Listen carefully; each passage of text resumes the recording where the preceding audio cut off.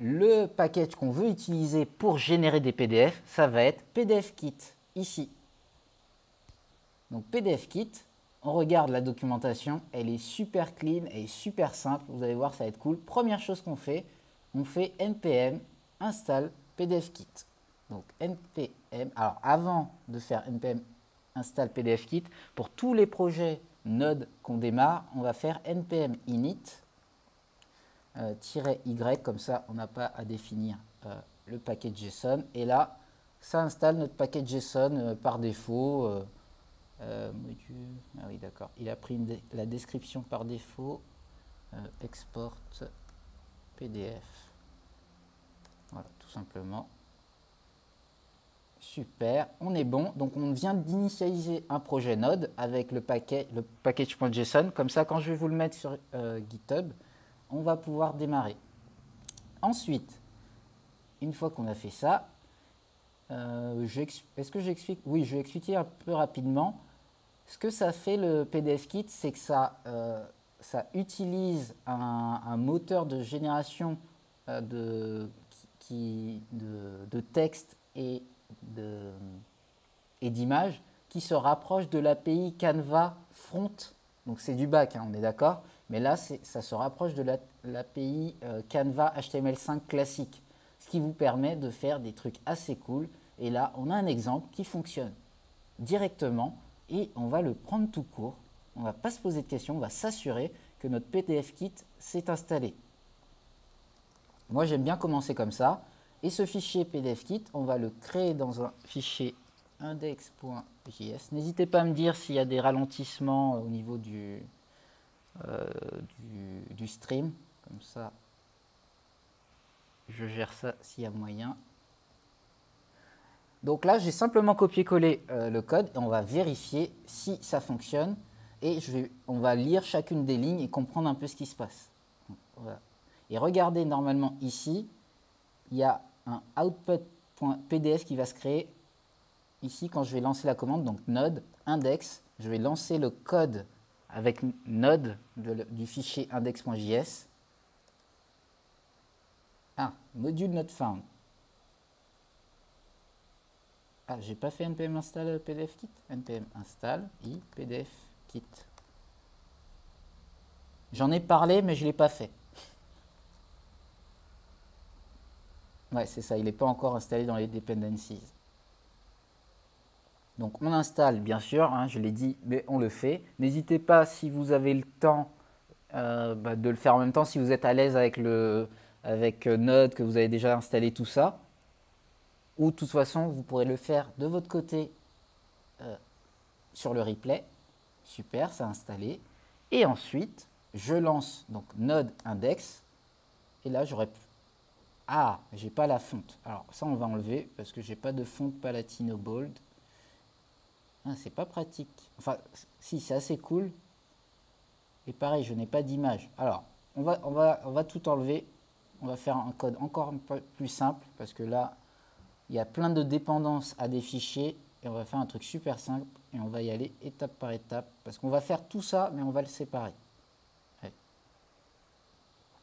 Première chose, et on va regarder le code. Quand on va ici créer une variable qui s'appelle PDF document et qui va charger le PDFKit. Donc require, c'est pour charger des modules en Node. Et le module PDFKit qu'on a déjà installé, il est chargé dans la variable PDF document. Ensuite, on va charger FS. Donc FS, c'est File System dans Node. C'est un module cœur de Node.js. Donc dès qu'on utilise Node.js, on a le File System qui est là par défaut. Pourquoi? Pour générer un fichier dans le file system, donc dans nos dossiers classiques. Ça va créer un fichier. Et ce qu'on fait ici, la première chose, ici, on va créer un document. Donc on va générer une instance de PDF document dans la variable document. Et ça va être notre document actuel qu'on va générer à la volée. Ce document, on va l'attacher à c'est marqué en anglais, on va le mettre sur un pipe, sur un stream. Alors en général, ce stream, il sera soit un fichier comme ici le fs, soit via l'HTTP. On ne va pas faire ça, c'est un peu plus compliqué. On va faire le plus simple.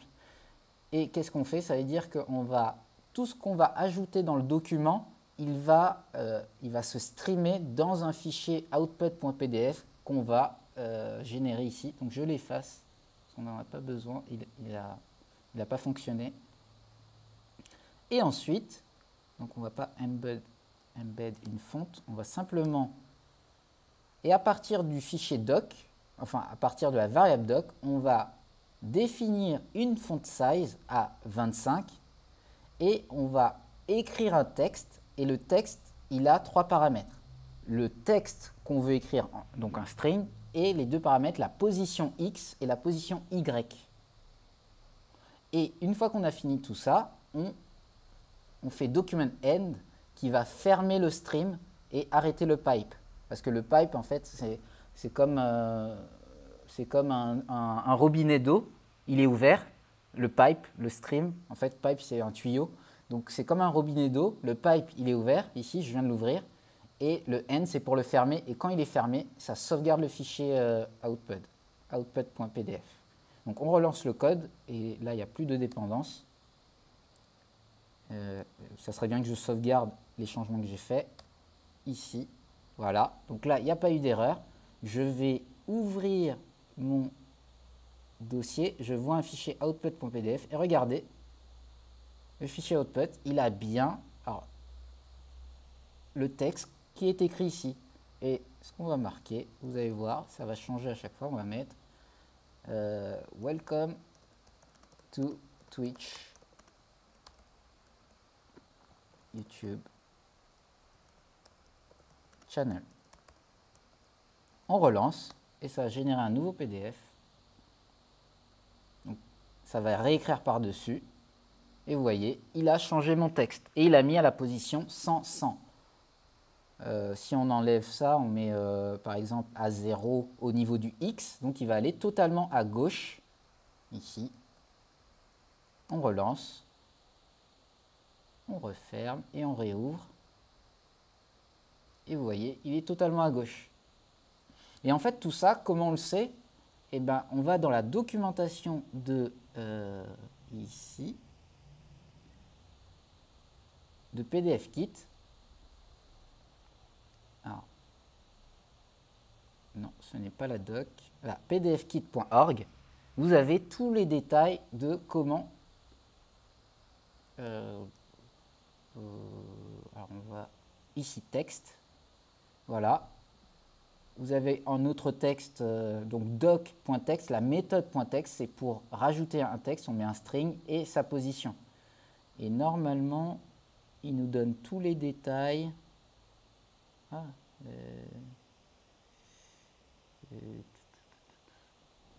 non, je voulais quelque chose d'un peu plus concis. Donc on a les basiques. Le Getting Started, c'est ce qu'on a déjà vu. Hop. Non, bah, c'est plutôt du trial and error. Il nous rajoute pas mal de choses. Et ce qui est intéressant à voir, c'est que vous pouvez styliser votre texte. Rajouter plein de choses. Par exemple, vous créez une zone de texte. Et cette zone de texte, elle va avoir une largeur. Donc ici, par exemple, je peux définir sur mon texte une largeur et comme ça il reste dans une boîte qui est plus petite ou plus grande, une taille, ou le mettre dans un rajouter comment dire ça, une bordure, stroke, pardon, non je suis pas sûr que ça soit si c'est ça, une bordure autour du texte. Et par exemple on peut, bon, on va essayer tout ça.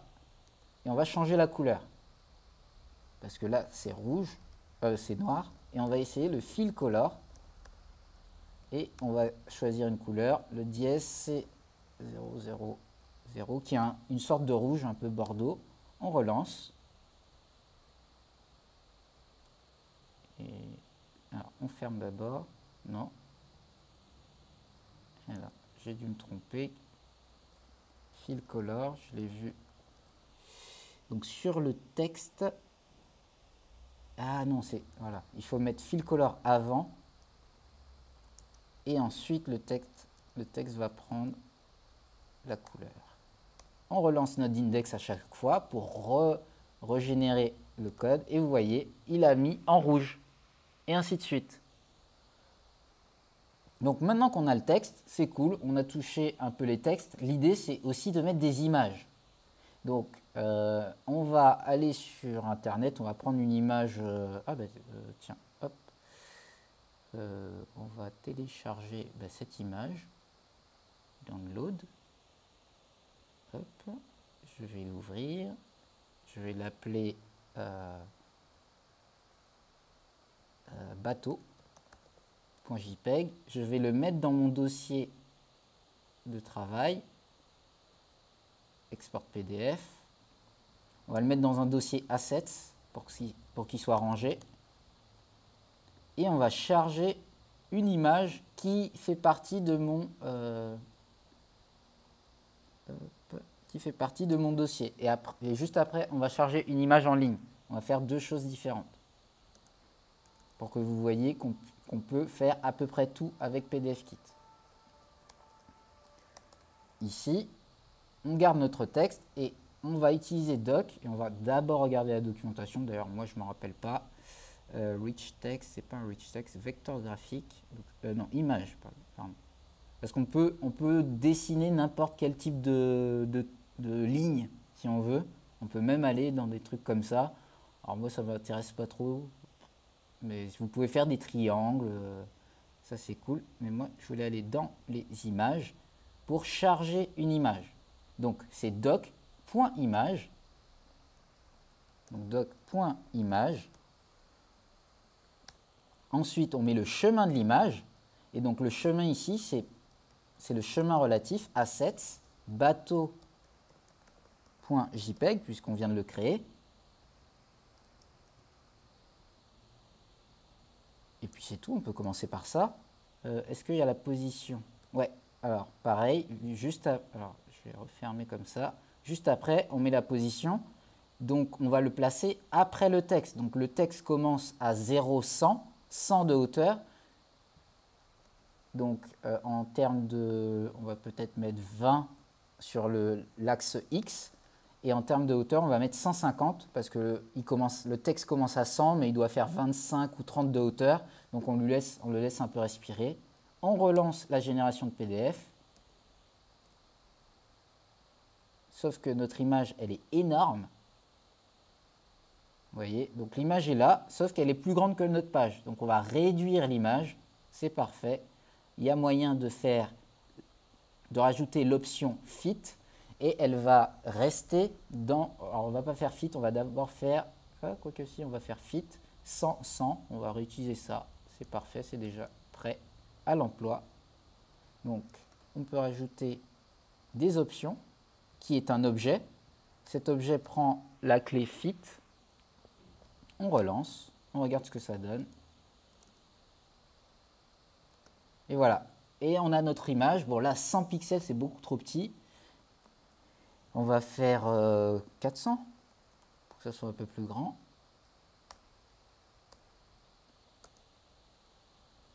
Et voilà, super. Donc là, on a une image un peu plus cool.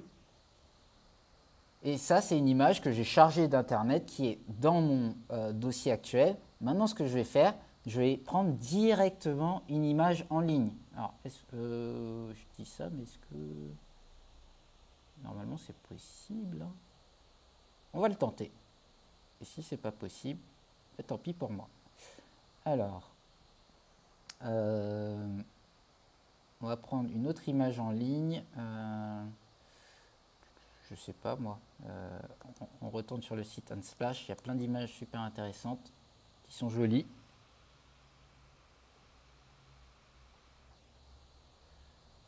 Technologie.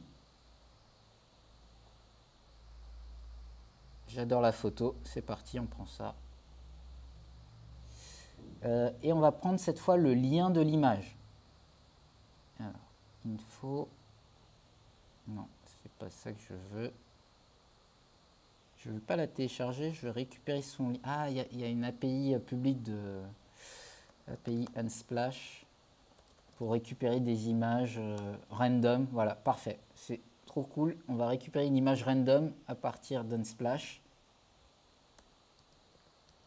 Random. Et on va mettre une taille 400 par 300.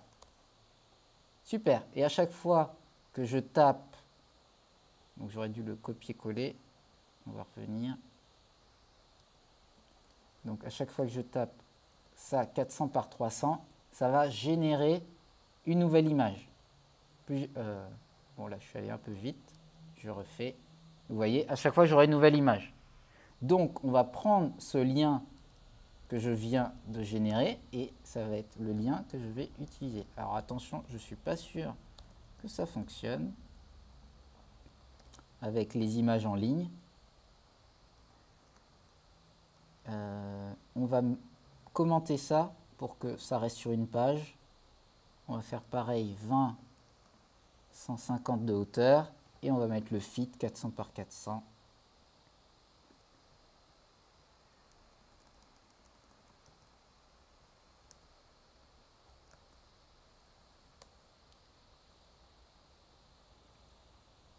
Ah ah, donc non, il ne prend pas les images en ligne.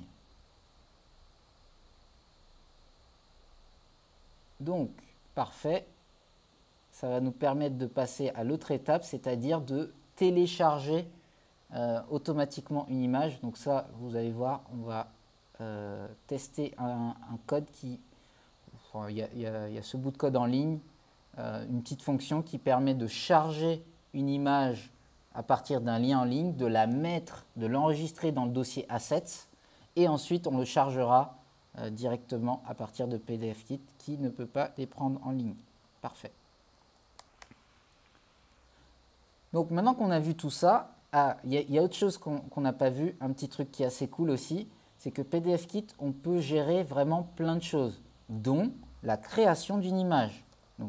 Donc, la création d'une page, d'une nouvelle page. Et ça, c'était dans exemple, non, c'est pas ça que je veux. Je vais retourner exactement ici. Voilà, il y a la possibilité d'ajouter une nouvelle page. Donc je vais écrire un texte, mon premier texte, et je vais faire doc.addPage, ici, et ensuite je rajoute mon image de bateau, mais qui sera sur la deuxième page. Oui, j'ai laissé un petit bout de code qui traîne. Voilà, pas d'erreur, on est bon. On recharge le PDF. Et là, regardez, première page, on a le welcome et deuxième page, on a notre image. Donc, on peut choisir de rajouter une nouvelle page automatiquement avec notre PDF. Donc, ce qu'on va faire, c'est qu'on va prendre 3 images qui vont avoir des noms et on va aller sur Unsplash, on va prendre 3 images. Pas au hasard cette fois, on va aller tout doucement et après on va charger à partir d'une API. Sinon ça va être un peu trop compliqué. Vas-y, c'est parti. Et on va prendre les informations suivantes. Alors, on va prendre une version small de l'image. On va prendre le nom de la personne qui a pris la photo et qu'est-ce qu'on a d'autre comme info? Ça suffit, hein, juste la photo et le nom de la personne qui a créé la photo. Voilà. Donc, on va créer un objet en JavaScript. Donc, const info. Dans les infos, on va avoir un arrêt d'objet. Et cet arrêt d'objet, qu'est-ce qu'il va contenir? À chaque fois, il va contenir le name, qui sera le nom de... Ah, et on va rajouter son lien Unsplash. Parfait. On va rajouter 3 infos. Donc, son nom, link, ici, son lien Unsplash, et sa photo,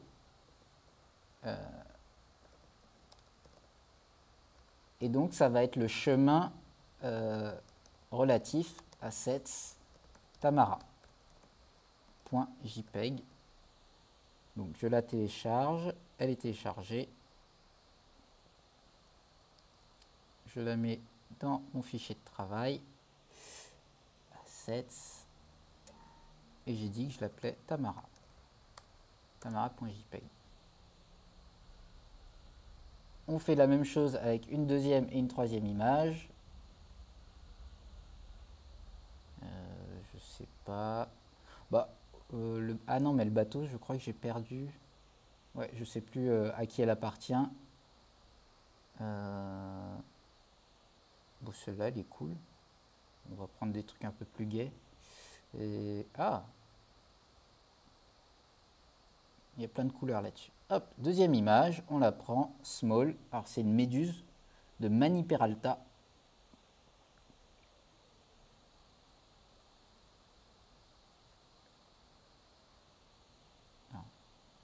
Donc, pareil, j'ajoute un nouvel objet qui va avoir les mêmes clés. Donc, name, Mani Peralta. Non, j'ai pas copié. Donc, je vais écrire Mani Peralta. Son lien, donc link, 2 points. Son lien unsplash. Hop. Et sa photo, ./assets, qu'on va mettre sous le nom méduse. Méduse.jpeg.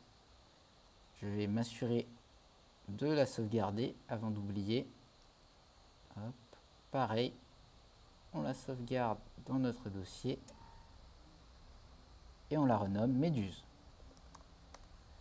Et enfin, ah, il aime bien les méduses, Mani. Autre chose, oh, c'est joli ça, j'aime beaucoup. Hop, un S comme Superman. Et donc c'est Matteo JBT. Hop. Je crois que j'ai... Qu'est-ce que j'ai fait? Je vais l'écrire. Pareil, on fait une troisième personne, donc un troisième objet. Et donc Matteo JBT. On prend son lien unsplash. Hop, hop, hop. Et je vais l'appeler Superman.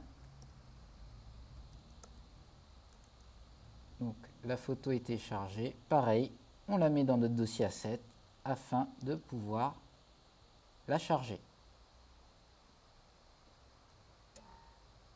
Et on l'appelle Superman. Voilà. Donc on a ça, on est bon. Et ce que je vais faire, c'est qu'on va d'abord générer à chaque fois, en fonction du nom, un lien et une photo. Et une fois qu'on a fait ça, on va essayer de créer un module pour pouvoir rendre notre code totalement, comment on appelle ça, pour rendre notre code flexible et réutilisable tout le temps. Donc d'abord, on va le faire fonctionner et après, on va créer un module, comme je l'avais dit au début, qui va simplement générer un PDF à partir d'un array d'objets. From JS array object. C'est un tableau d'objets. C'est ça que je voulais dire. Donc c'est parti. Donc ça veut dire quoi? Moi, ce que je vais faire, c'est que première page, je vais mettre la première photo, le nom de le premier nom, la photo. Pour le lien, on va le rajouter juste après. Et je vais créer une deuxième photo avec le nom et la photo. Et une troisième page avec le nom et la photo. Donc, on va faire une boucle. Et cette boucle, elle se base sur quoi? Donc, première chose, on crée notre document PDF. Ça, c'est fait avec un nom un fichier de sortie. Et on va commencer à effacer tout ça parce qu'on sait déjà faire. On va le mettre de côté. OK.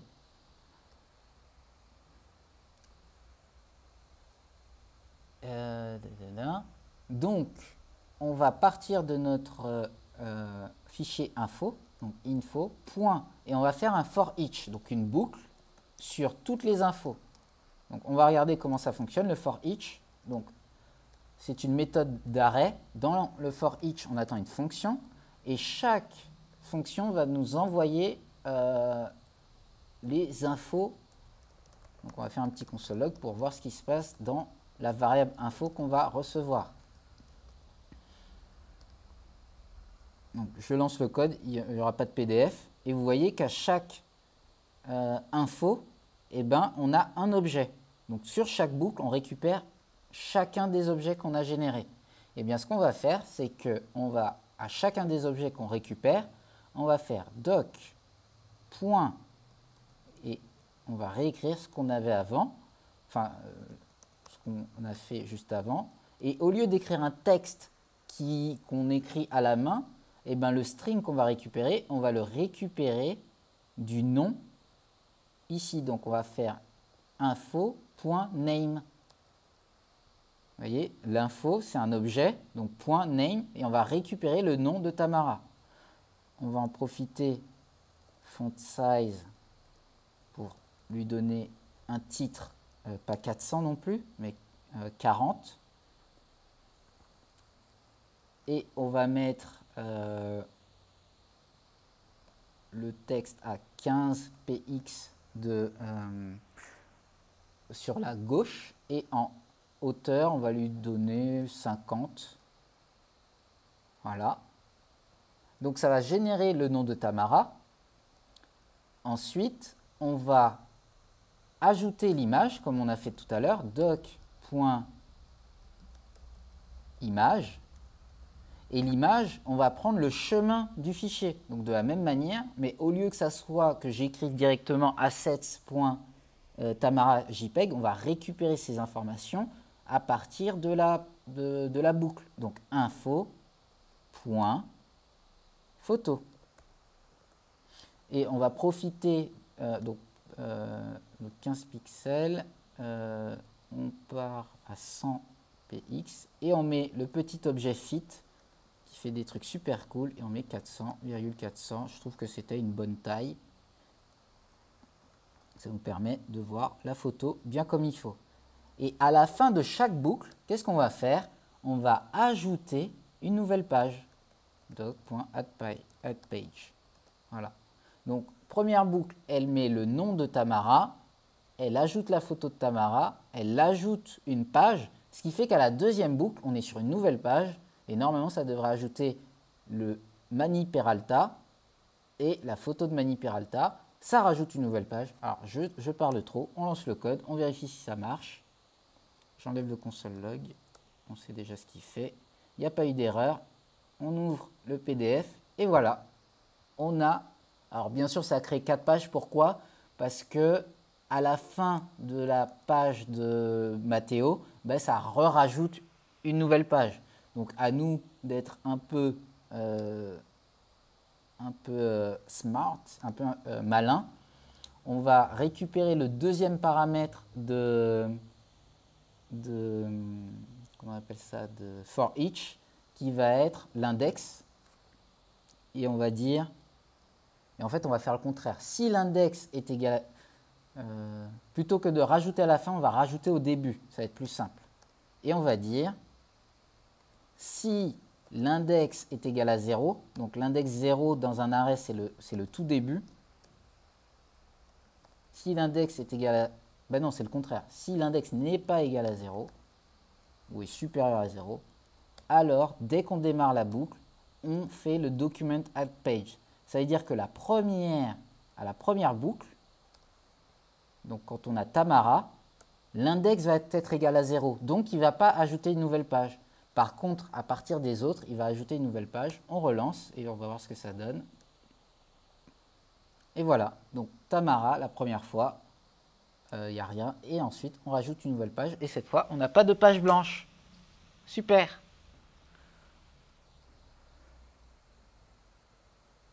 Donc, on est bien. Et le dernier petit truc, c'est qu'on va rajouter un lien. C'est qu'on va dire le nom Tamara. donc le nom Tamara, Mani ou le dernier Matteo, on va lui rajouter un lien. Donc on pourra cliquer dans le PDF pour aller vers la page de son profil. Donc, comment on va faire ça? Je sais que dans la... Alors je vais fermer toutes ces pages. Dans la documentation, on revient sur PDFkit. Il y a un petit exemple qui l'explique. Ici, on a la possibilité de faire un lien. Donc le lien se pose sur un texte. Donc, link, 100. Ok, le lien c'est une boîte. Ok, très bien. Et on met le chemin. Donc sur le texte, on met link.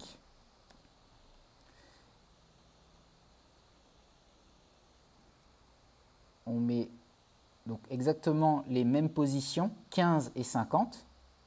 15 et 50. Bien sûr, à vous plus tard de créer des variables de tout ça. Là, j'essaye de faire très simple afin qu'on puisse comprendre, mais plus vous faites une page évoluer, plus vous mettrez des variables de tout ça. Surtout qu'on répète 2 fois 15 et 50, il serait intéressant d'avoir une variable. Est-ce que dans le link, on est obligé d'avoir le with? Donc, je vais revenir sur la documentation de pdfkit.org. On va aller dans texte. On va chercher la méthode link. Non, il ne donne pas plus de détails. Eh ben non, à nous de nous débrouiller et... Non. Ok, donc on va dire qu'il va faire une taille de 100, une largeur de 100 et une hauteur de... sachant que la font size est de 40, donc une hauteur de 45. Et après, dernier paramètre, ça va être l'URL. Ah mais non, mais c'est un texte en plus en fait, le link. On va voir. Et on rajoute, et au lieu de directement mettre google. Comme ici, vous voyez dans l'exemple, ils mettent directement http google.com. Nous, on ne veut pas mettre Google, on veut mettre le link ici, donc info.link. On va voir ce que ça donne. Je n'avais jamais utilisé les links dans mes PDF avant. On referme, on réouvre. Non? Ah si, super. Voilà. Donc le lien, il est caché là, il est comme ça. Et ce qu'ils ont fait, et on vérifie si ça marche pour tout le monde. Mani Peralta, voilà, ça rajoute aussi une boîte. Parfait. Et pour Matteo, parfait. Et la petite technique qui est utilisée dans la documentation, c'est qu'ils mettent un underline ici pour qu'on voit que ça a été, que c'est un... Mince. Donc point underline, pareil, donc de 15, qui commence à 15, 50, qui va faire une taille, alors pareil, on va mettre 100 et 45, mais on sait que c'est trop petit, et derrière, une couleur, color, blue. Et je crois qu'il prend les couleurs classiques, sinon, ça c'est du bleu en fait, c'est le bleu du lien classique. Mais je crois qu'il prend les couleurs directement. Et qu'est-ce que ça nous donne? On revient sur notre PDF.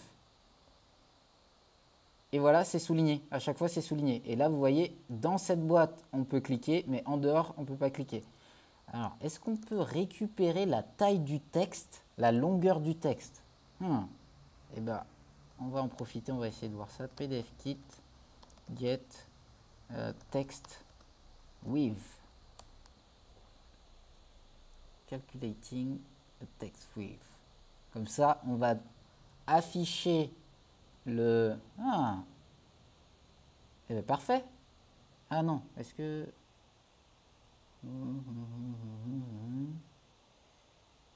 Parce que ça, c'est une request. C'est pas quelque chose qui existe dans la documentation. Ah si, ça a l'air de fonctionner. Donc on va tester ça, on va juste tester ça tout seul. Et si ça fonctionne, on va l'intégrer à notre code. Donc ici, je vais créer une variable. Donc on va faire ça séparément de notre code. Donc const with est égal à doc.with_of_string. Super, ça a l'air d'exister. With_of_string et ça va être info.name. Info.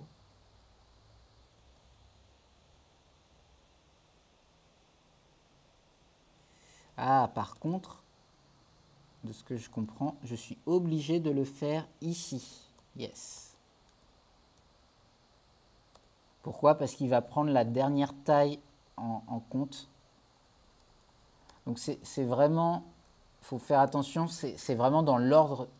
Le PDF, il se fait dans un ordre bien précis. Donc il faut suivre cet ordre. Et moi, je vais vérifier dans mon with, ici, que ça affiche bien une taille différente. Parfait. Et là, on a une with différente pour chacun des textes, puisque Tamara Bellis, c'est plus court que Mani Peralta, et Matteo JBT, c'est encore plus court que les deux autres. Donc maintenant, j'ai la with du texte, ce qui fait que je peux souligner avec une with ici. Voilà. Et normalement, alors 45 c'était un peu trop loin, on va mettre 40. Et normalement, on devrait avoir notre PDF qui est totalement souligné juste en dessous. Voilà. Et il est cliquable. Super.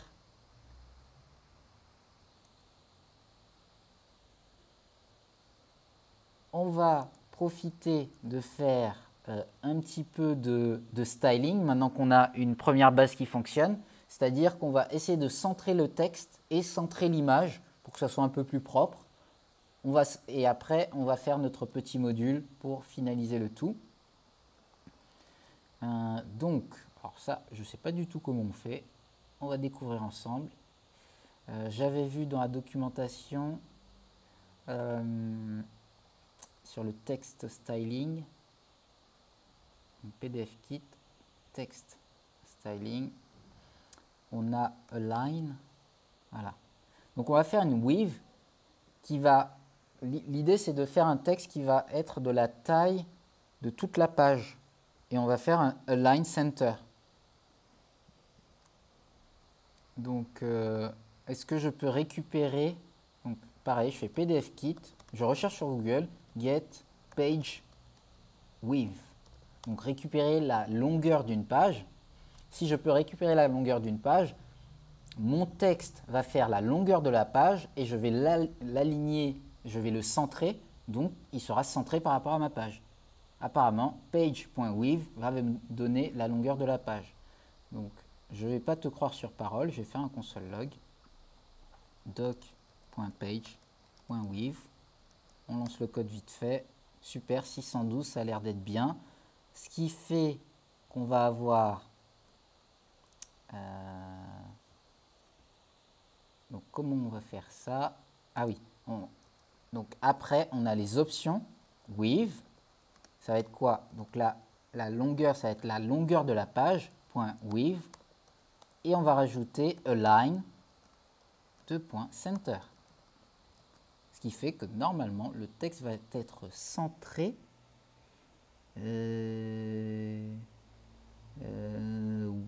Oui, ce qui m'embête parce que maintenant mon underline va être décalé.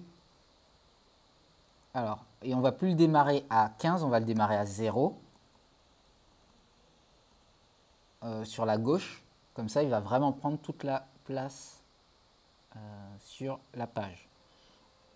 Par contre, ici, ce qu'on va faire, c'est que la taille... Alors, comment je vais pouvoir vous montrer ça? En gros, là, on va faire un peu de mathématiques. Donc, en gros, on a notre image, on a notre page. elle fait 612. 612, comment j'écris ça? Elle fait 612 pixels. Ça, c'est ce qu'on vient de regarder de longueur. Nous, ce qu'on fait, c'est qu'on crée une boîte de texte. Et cette boîte de texte, elle va être automatiquement centrée. Donc, ce qui fait que notre texte, il va être centré, c'est super cool. Par contre, notre ligne bleue qu'on avait définie, on avait dit qu'elle démarrait à 15 pixels et qu'elle faisait la taille du texte. Donc, sauf qu'elle est bleue, comme ça. Donc, elle démarre à 15. Sauf que notre texte, lui, il va être centré. Donc, c'est Tamara Bellis. Tamara Bellis. Et comme notre texte va être centré, il va être, notre souligné va être décalé. Donc, ce qu'on va faire, c'est qu'on va prendre la taille de texte et on va dire que la taille de texte, on va la diviser par 2. On va prendre aussi la page, donc 612, on va la diviser par 2 et on va enlever à 612 la moitié de notre de la longueur de cette ligne. Alors, comment dire ça? Je vais le dire autrement. Donc, regardez, on va prendre la moitié de notre page ici. Donc, ça sera en noir. Ça, c'est un calcul assez classique que vous ferez souvent quand vous placerez des objets sur un canevas. Donc, on prend la moitié de notre page. Et en fait, ce qu'on veut, c'est que... Est-ce que je peux sélectionner? Non. Yes. On veut que notre ligne, elle soit ici, en plein milieu. Donc, on va prendre la moitié de notre page, on va prendre la moitié de cette longueur et on va faire démarrer notre position à x. Et ce x, il est égal à la moitié de 612 moins la moitié de cette ligne. Et comme ça, elle sera centrée. Donc, on va l'appliquer, ça va être beaucoup plus clair une fois que ça va être appliqué. Donc, on va dire... et on va définir x link. On va dire, parce qu'à chaque fois, ça va être la même valeur. Donc, on va directement les définir dans une variable. Et comme ça va être utilisé des deux côtés. Donc, xlink, ça va être quoi? doc.page.with. Alors, on divise, en général, on essaye de ne pas diviser par 2, on multiplie par 0,5. Comme ça, si with est égal à 0, on n'a pas de... on ne peut pas diviser par 0. Par contre, si on multiplie par 0,5, ça fait comme si on divisait par 2. Et comme ça évite les erreurs de code si l'opérande, elle est à 0, par exemple. Ce qui pourrait arriver. Donc, ylink, c'est directement 50. Et donc, xlink, c'est le doc divisé par 2 moins le with. Je l'ai plus. Ah oui, pardon. Et voilà le with. Donc, ça, c'est le with text. On va préciser parce que c'est pas assez clair. Donc, et donc, c'est with text fois 0,5. Voilà. Donc, comme je disais, la moitié de 612 moins la moitié de cette ligne. Et là, on a xlink. Xlink. Et donc, xlink qui commence ici.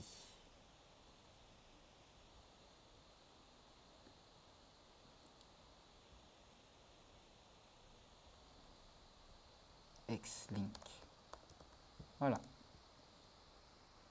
Donc, xlink, ylink, tant qu'à faire. Comme ça, quand on update notre code, on l'update à un endroit sur la variable et xlink. On regarde ce que ça donne. With is not defined with text. Ah oui, parce que j'ai transformé with par with text, mais j'ai oublié de le changer partout. Voilà, on n'a pas d'erreur. il regarde, qu'est-ce que ça nous donne?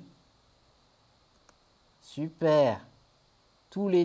Donc, le nom de la personne est bien centré. Et hop, le PDF, on l'ouvre et on a toujours le lien. Ça fonctionne, c'est parfait. Hop. Pas de questions. On enchaîne.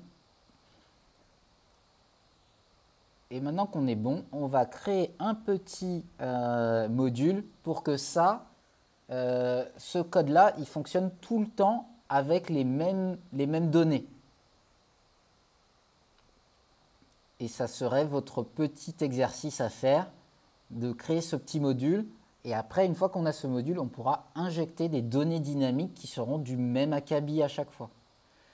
Alors pour faire ça, on va dire à Node, quand il démarre, et c'est là que ça devient un peu plus compliqué pour ceux qui démarrent en JavaScript, l'idée c'est de rendre le code totalement flexible et d'avoir notre code donc les données, et après la génération de documents qui est séparée de ça.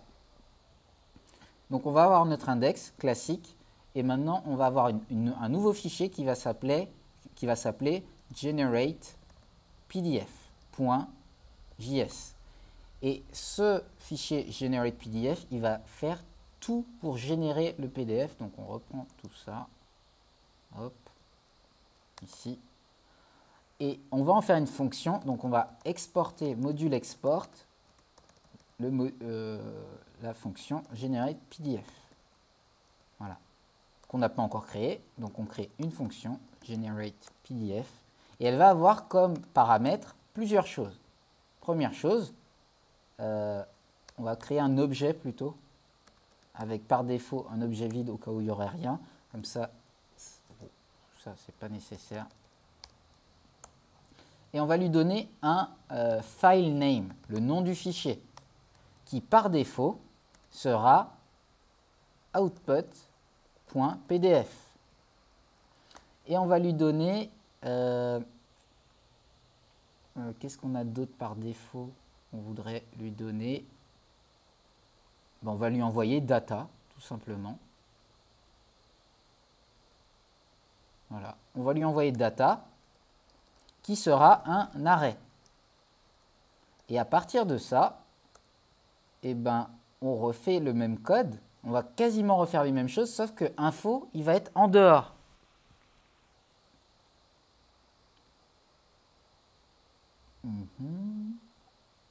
Donc on reprend ça. On va déjà prendre notre premier truc, le doc. Donc on crée un nouveau doc. À chaque fois, on crée un doc. On s'assure de mettre le doc end. Moi, je le mets maintenant, comme ça, j'oublie pas. Voilà. Ensuite, info, il n'existe pas dans le generate PDF. Info, ça devient data. Donc data, ça peut être n'importe quoi maintenant. Hop. Et on va tout remplacer. Au lieu d'avoir info, on va mettre data. On s'assure de bien indenter avant de commencer à coder. Et donc data, une donnée en anglais, c'est datum. Alors, c'est pas très utilisé, mais enfin, c'est pas très usuel comme nom, mais c'est le singulier de data, parce que data, c'est pluriel. Et on reprend les mêmes informations. À chaque fois, datum, est censé avoir name. On reprend, on modifie tout en fait, au lieu d'avoir info, on met datum, ici, ça on récupère comme ça, et normalement on a tout.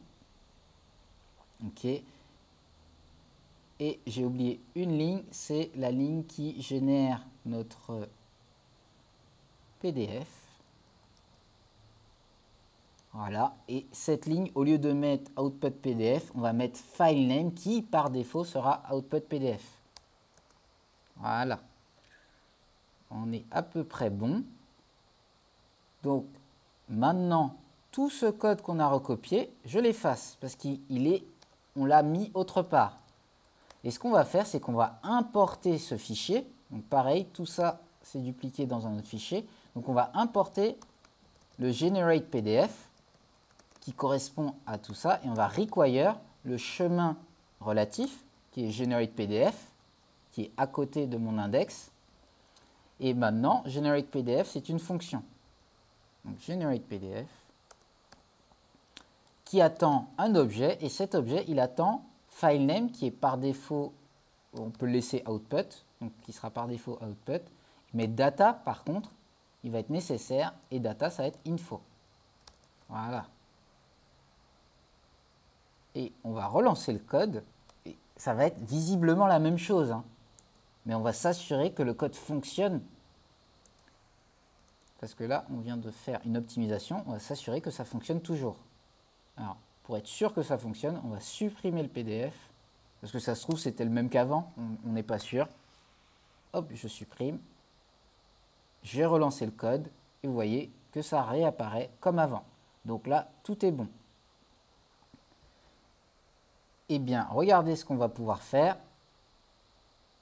On va lui dire, par exemple, premier PDF que tu génères, il va avoir les data info. Et le deuxième, on va créer info 2.